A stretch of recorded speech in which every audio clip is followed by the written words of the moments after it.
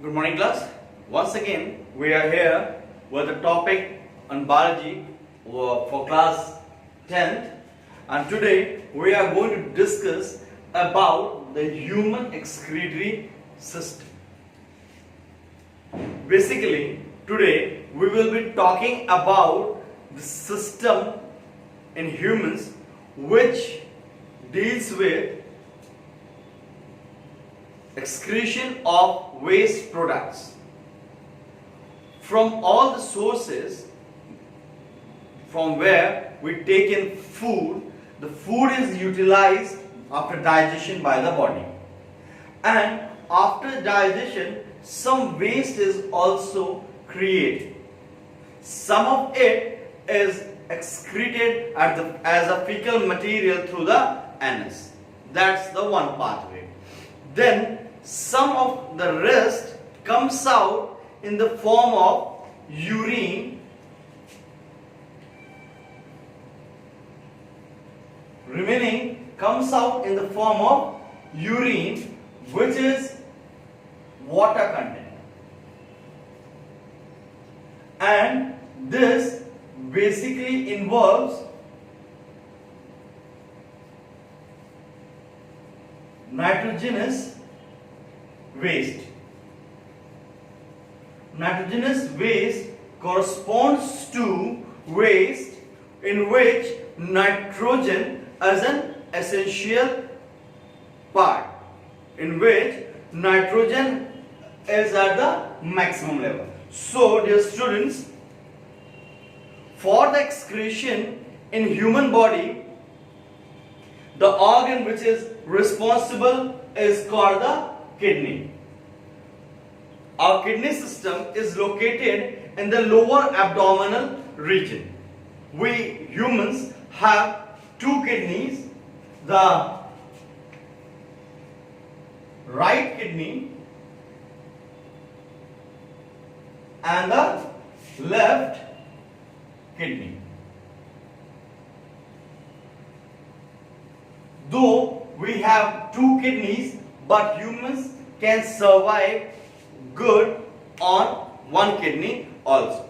Let us see the components of our kidney system, then we will talk about the other diagram on the board also. So, in this system you see right kidney, the left kidney. From in both the kidneys you see two systems or pipe systems entering. One is called the renal vein and other is called the renal artery.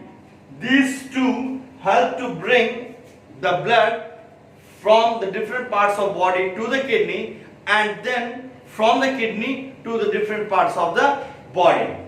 Then after the blood reaches in the kidneys purify the blood. We'll talk about the purification system. How does this purification system work?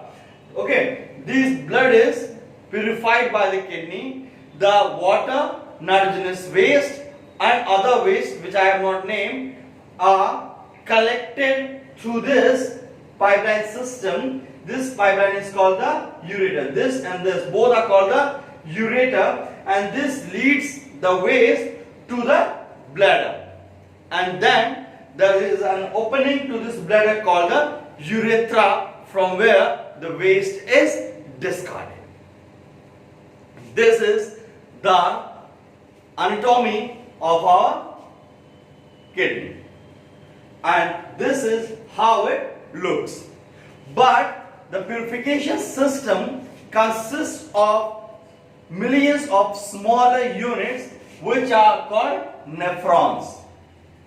This is a diagram of a nephron.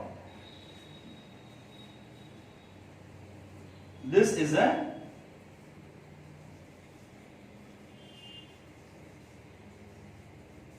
nephron.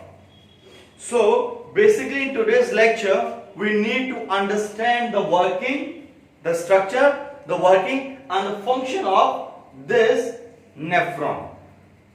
First we have understood the diagram of kidney. Then now I am going to talk about the filtration technique in the kidney. and we are going to talk about the nephron. So you see, this is a key component of kidney. If suppose I draw another kidney or mark it,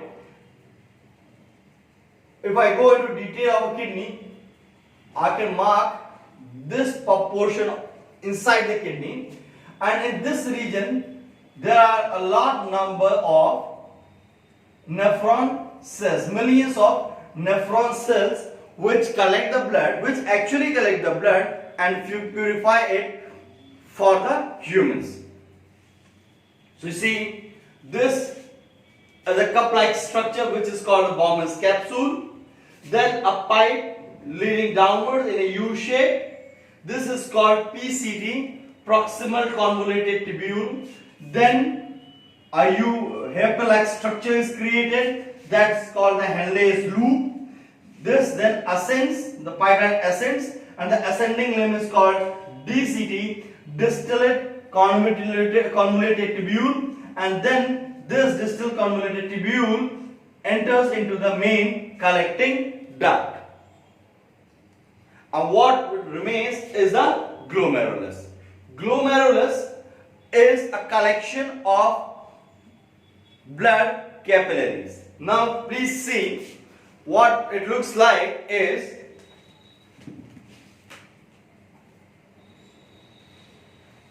this is somewhat like this in structure.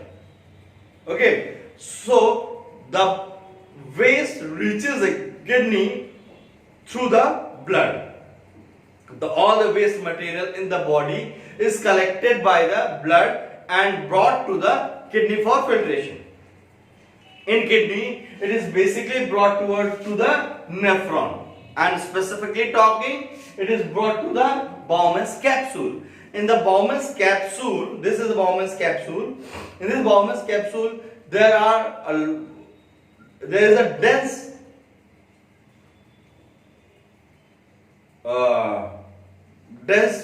population of this blood capillaries. These blood capillaries occupy the walls of the Bowman's capsule very densely, and this wall is selectively permeable in nature.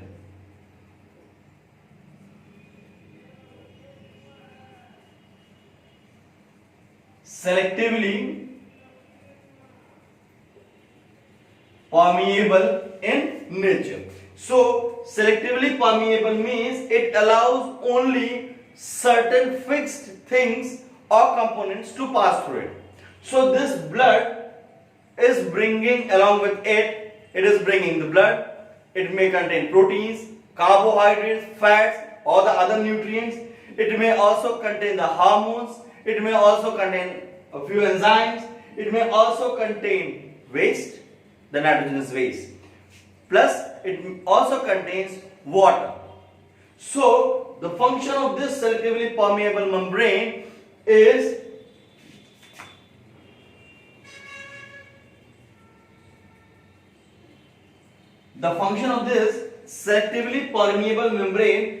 to allow the passage of only the waste material.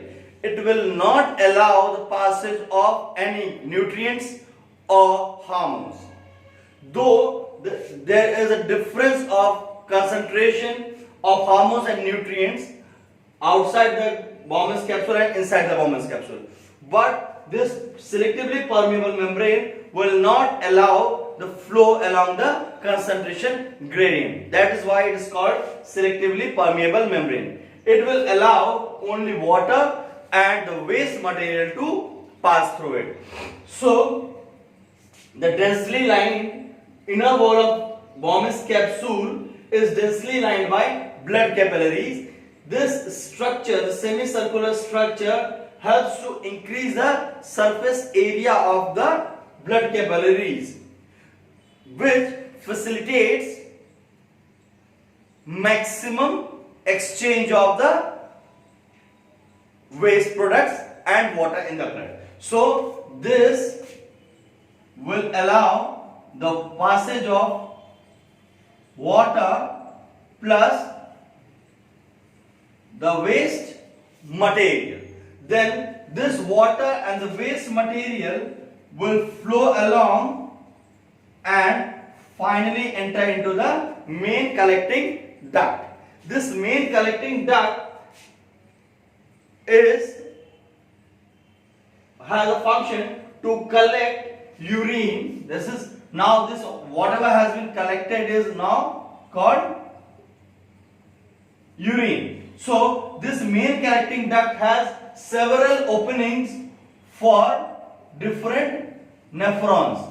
This whole line is marked by different nephrons, and different nephrons will help to collect the urine into main collecting duct, and then that will flow through the ureter into the bladder and then will be excreted out through the urethra. So this is the very simple working of our nephron, though some more things we need to discuss. So once again I am trying to repeat it. This looks somewhat like this in structure. This is a Bowman's capsule marked by dense lining of the blood capillaries. These blood capillaries, exchange of gases will exchange of water and waste products will take place, flow along this Henle's loop, and then will get into the main collecting duct. This is the functioning of nephrons. But here we also see the presence of Henle's loop. This is the most frequent asked question in board examination. We have not talked about Henle's loop. Though PCT and DCT, that is proximal convoluted tubule and distal convoluted tubule, only provides a passage or a tube-like structure for the passage of the urine. But Henle's loop has certain extra function also. And this is the reabsorption of water. This Henle's loop has an additional feature function of reabsorption of water. This means the water which has been passed in the urine can be reabsorbed by the body through this Henle's loop. This generally does not take place in normal condition, because our body is at normal when body is at normal condition, when body is not in scarcity of water, it will not reabsorb the water.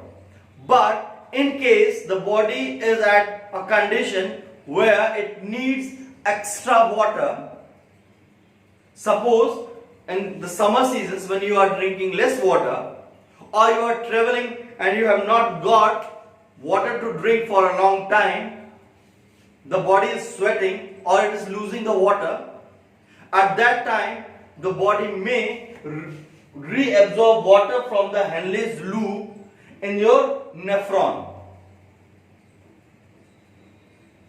Okay, so as to facilitate or prevent dehydration in the body. To prevent the dehydration in scarce conditions, the body can reabsorb water through the Henle's loop. Okay, so now we have already discussed the function of glomerulus, that is, these are the blood capillaries, the Bowman's capsule, which consists of a selectively permeable membrane which allows passage of water and the waste. This water and waste is collectively called the urine. This urine passes through the PCT, then the Henle's loop and the DCT, and then collects into the collecting duct. This collecting duct brings it into the ureter, and this ureter helps to collect it into the bladder and discard it through the urethra. In some more books, well, you will consult, you will see there is presence of blood capillaries all along this also. Okay, so these are the blood capillaries, and the function of these blood capillaries is to reabsorb minerals such as magnesium or calcium, iron, etc., which might be needed by the body in case of some scarcity. Okay, so these helps to reabsorb minerals in case of scarcity. I am again repeating, this reabsorption of water or the minerals by the body specifically takes place only in a condition when there is scarcity of something, when the body badly needs water.